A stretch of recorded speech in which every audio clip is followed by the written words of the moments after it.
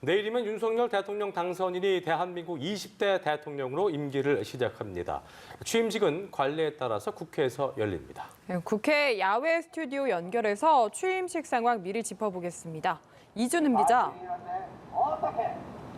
네, 국회 야외 스튜디오입니다. 이곳에서 내일 대한민국 20대 대통령 취임식이 열립니다. 윤석열 당선인, 오늘까진 당선인이고 내일부터는 대통령입니다. 정주희 기자와 함께하고 있습니다.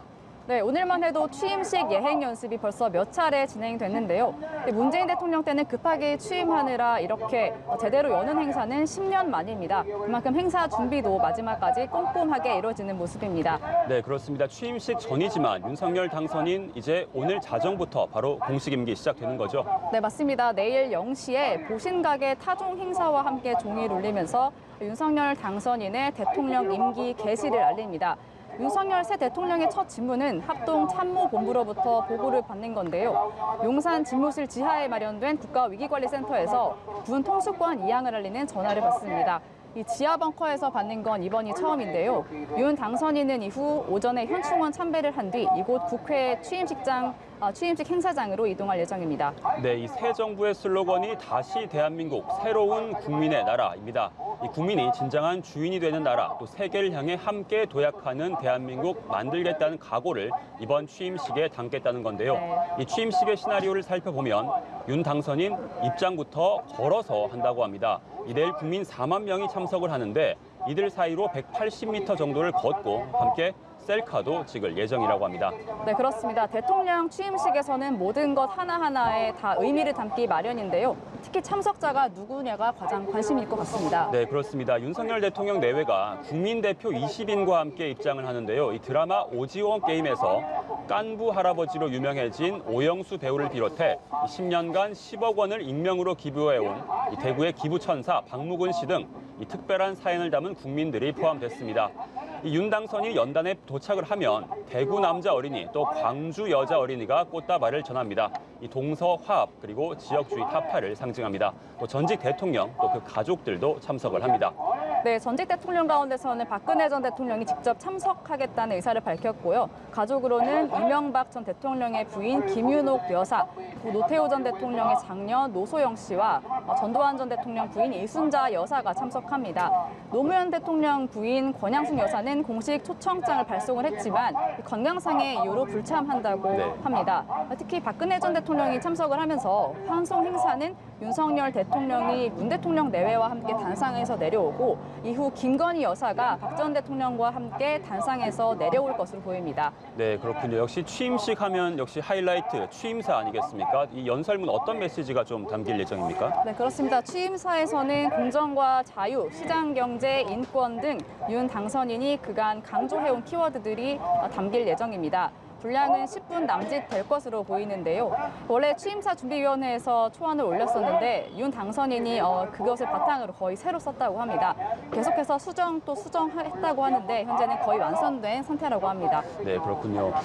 이 취임식에 참석을 하는 이 외빈 명단을 또 보면 미국에서는 부통령의 남편, 또 중국에서는 2인자인 국가부주석 등 세계 각국에서 축하 사절단을 보냈습니다. 면면을 좀 소개해 주시죠. 네, 그렇습니다. 중국의 2인자 왕치산 국가부주석이 참석을 하고 미국에서는 세컨드 젠틀맨 해리스 부통령 남편이 단장으로 한 축하 사절단을 보냈습니다. 지금 인기를 끌고 있는 드라마 파친코의 이민진 작가도 포함이 됐는데요. 일본에서는 하야시 외무상이 기시다 총리의 친서를 가지고 참석을 합니다. 특히 왕 부주석은 시진핑의 오른팔이라는 평가를 받는 인물이라서 굉장히 주목할 만한 부분인데요. 네, 그렇습니다. 여태까지 대통령 취임식에 참석한 중국 인사 가운데 최고위직입니다. 이 취임준비위원회는 정상급 인사다 이렇게 분류를 할 정도였는데요. 당장 다음 주 미국 조 바이든 대통령이 방한해 한미 정상회담이 열리는 만큼 이 중국 입장에선 신경을 쓸 수밖에 없는 상황일 겁니다. 이번 취임식 물밑에서 벌써부터 뜨거운 외교전이 벌어지는 것 주목해 볼 만한 가치가 있습니다. 네, 내일 취임식 일정을 한번 정리해보면요. 윤 당선인이 내일 오전에 국립현충원으로 갔다가 여기 국회에서 취임식을 한 뒤에 용산의 대통령 집무실로 바로 이동을 합니다. 그곳에서 외빈들을 접견한 뒤에 다시 국회로 돌아와서 취임 경축 연회를 하고요. 이후 신라호텔 영빈관에서 축하 만찬이 있습니다. 일일이 읊기도 어려울 정도로 정신없는 하루를 보낼 것 같은데요. 그렇습니다. 그런데 이번에 취임식 단골 메뉴에서 빠진 게 있습니다. 네, 바로 카 퍼레이드가 빠졌습니다. 이 취임식이 끝나고 집무실로 이동을 할 때 보통 이 카 퍼레이드를 하는데 네. 이번엔 조용하게 이동하겠다는 계획이고요. 대신 집무실 인근 경로당 그리고 어린이 공원을 들러서 이 시민들과 인사를 나누겠다고 합니다. 이렇게 집무실이 용산으로 이전하면서 본격적인 용산 시대가 열리게 됐습니다.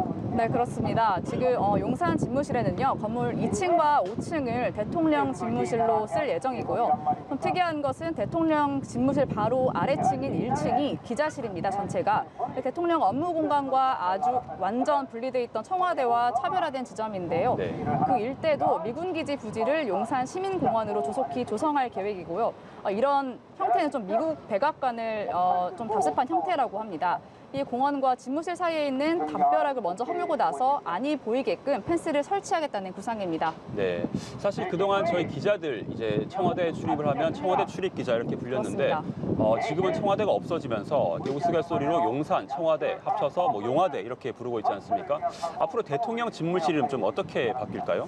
네, 아직까지 확정은 되지 않았지만 국민이라는 이름이 들어갈 가능성이 높은 것 같습니다.